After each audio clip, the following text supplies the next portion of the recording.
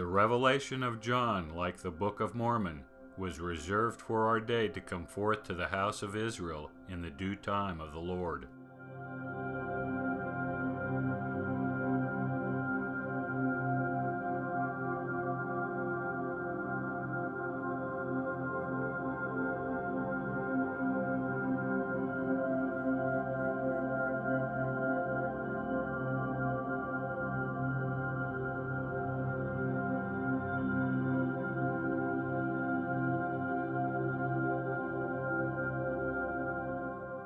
In the case of John's apocalypse, there were no plates to preserve.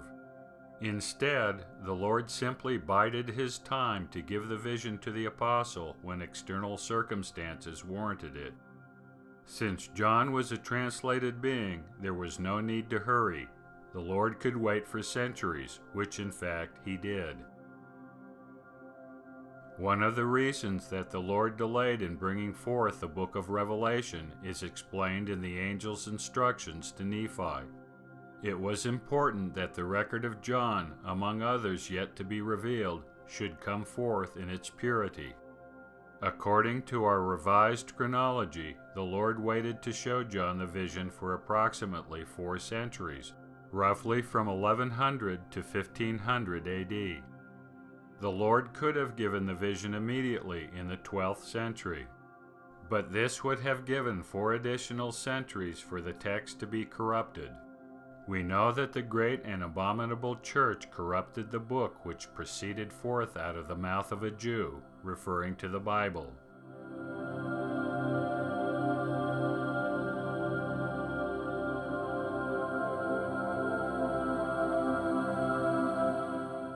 The text of the Bible was so corrupt that the Lord instructed Joseph to make a new revealed translation, restoring the original text.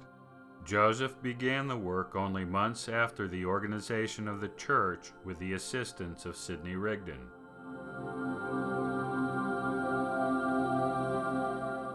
In spite of the delay, the text of the Revelation of John did have some textual corruptions, which Joseph corrected. If it hadn't been divinely planned, the timing of the revelation would appear extremely fortuitous. If we assume an approximate date of 1500 AD, 50 years after the introduction of crystal glass, then the revelation arrived just in time to benefit from the advent of mass printing.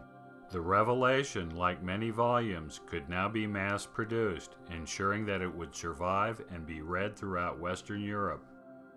It was also important for the book to appear before the convening of the Council of Trent in 1546. This allowed it to be included in the biblical canon.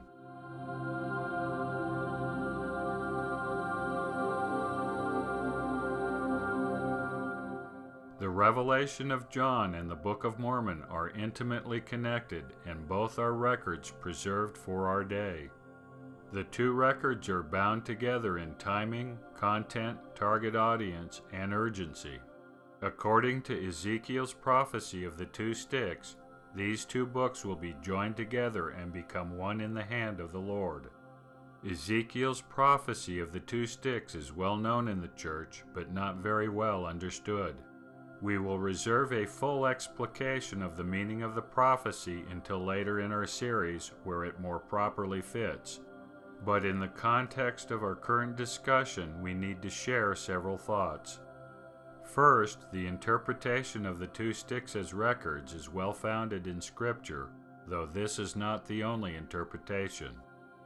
Lehi's discourse in the Book of Mormon given to his son Joseph indicates that there will be 2 records or sets of records. These records will be joined together in the latter days to the confounding of false doctrine and the establishing of peace.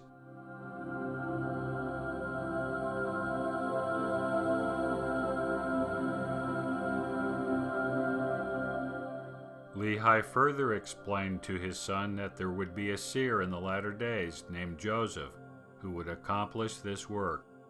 Of course, this was Joseph Smith.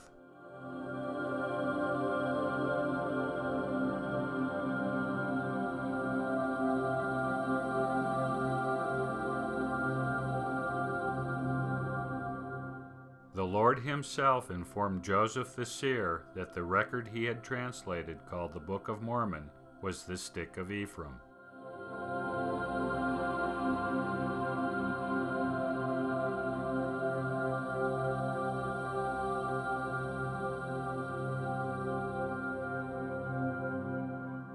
The stick of Judah was also identified by the Lord as he showed it and described it to Nephi.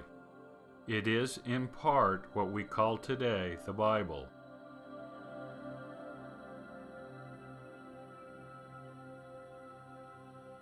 However, there is much more to the story of the two sticks and the records of Ephraim and Judah.